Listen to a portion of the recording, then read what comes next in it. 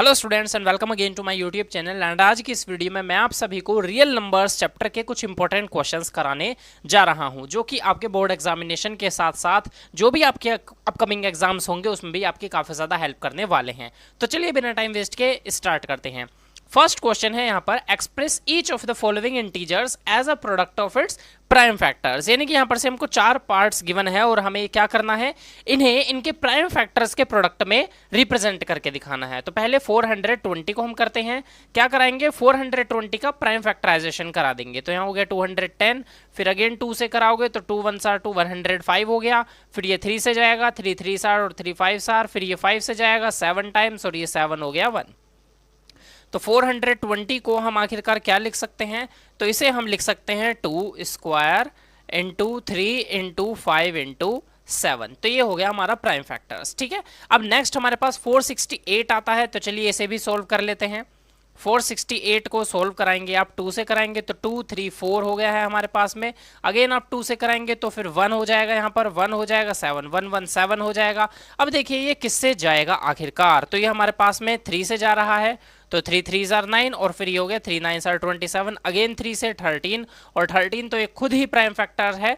तो इसी वजह से हमने 468 को क्या लिख देंगे, हम इसे लिखेंगे 2 स्क्वायर इंटू 3 स्क्वायर इंटू 13 के पेयर में ये हो जाएगा। नेक्स्ट है 5005, इसको आप क्या लिखिए, पहले देखिए इसको आप क्या करा लीजिए, प्राइम फैक्टराइज करा लीजिए।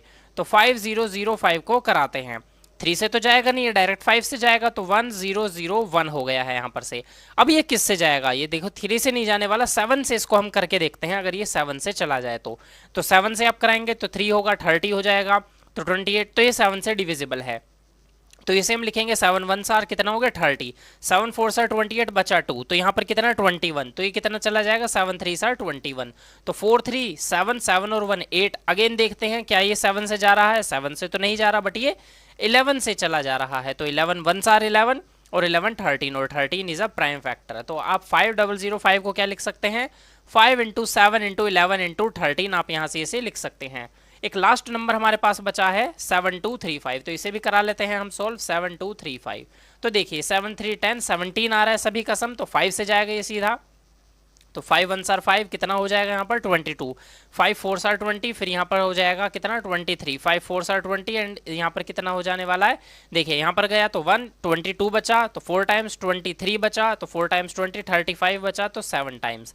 ओके, अब देखिए 5 से नहीं जा रहा, तो क्या ये 7 से जा रहा है, चेक कराते हैं। तो ये 7 से भी हमारा कैंसिल आउट नहीं हो रहा है। 11 से इसको देख लेते हैं, 34 17, 11 से भी ये नहीं जा रहा है हमारे पास में। ठीक है, अगर ऐसा कोई नंबर है जो 11 से भी ना जाए, 13 से इसको चेक कराइए आप। तो 13 से जब आप इसको सॉल्व कराएंगे तो इधर 14 1 टाइम, फिर इधर 17, तो ये 17 से ही जाएगा। ठीक है, तो ये 19 और 17 से हमारा जाने वाला है, तो आप इसको इस टाइप से ही लिख सकते हैं। 7235 को आप क्या 5 7 और 19 लिख सकते हैं, या फिर इसका आंसर जो होगा वो हमारा 5 into 19 into 23।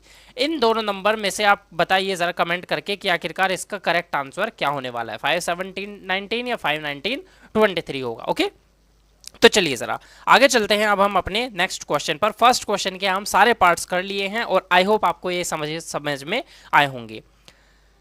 Explain why this and this are composite numbers. Composite numbers क्या होते हैं, the numbers which can be written in the form of their prime product. ठीक है, जो प्रोडक्ट ऑफ प्राइम्स में किसी भी नंबर को अगर हम लिख सकते हैं तो फिर वही हमारा क्या होता है, कॉम्पोजिट नंबर होता है। तो क्या हम इनको इनके कॉम्पोजिट नंबर्स में लिख सकते हैं, यानी कि प्रोडक्ट ऑफ प्राइम्स में लिख सकते हैं, तो बिल्कुल लिख सकते हैं। देखिए दोनों में 13 आ रहा है, तो हमने क्या करा 13 को कॉमन ले लिया, तो ये क्या बचा 7 इंटू 11 इंटू 1 प्लस 1। हमने 13 कॉमन लिया, तो जहां जहां 13 था वहां पर 1 हो गया। अब 13 है तो 11 इंटू 7 77 प्लस 1 78।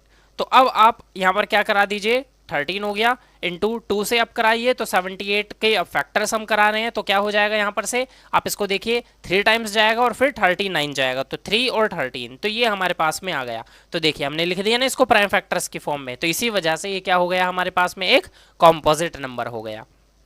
ऐसे यहाँ देखिए 5 और यहाँ पर भी 5 आ रहा है। जो भी एडिशन या सब्ट्रैक्शन के बाद में जो नंबर होगा ना उस पर ही आपको फोकस करना है और उसे ही आपको कॉमन ले लेना है। तो ये हो जाएगा 7 into 6 into 4 into 3 into 2 into 1 और प्लस में हो जाएगा यहाँ से 1, क्योंकि हमने कॉमन ले लिया और 5 यहाँ पर रहेगा नहीं। तो ये अब यहाँ पर क्या हो जाएगा, 7 इंटू 6 42 हो जाने वाला है। और इसको कराएंगे 4 3 सर 12 इंटू 2 24 और प्लस में 1 हो जाएगा। अब इन दोनों की मल्टीप्लाई हम करा लेते हैं। तो इन दोनों की मल्टीप्लाई कराने पर 42 इंटू 24 करा लेते हैं, देखते हैं क्या आता है।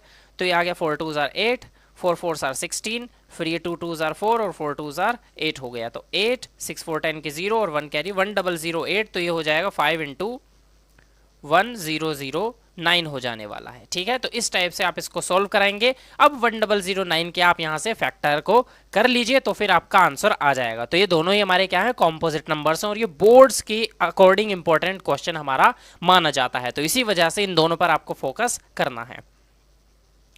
अगला नेक्स्ट क्वेश्चन है, check whether 6 raise to the power n can end with the digit 0 for any natural number n।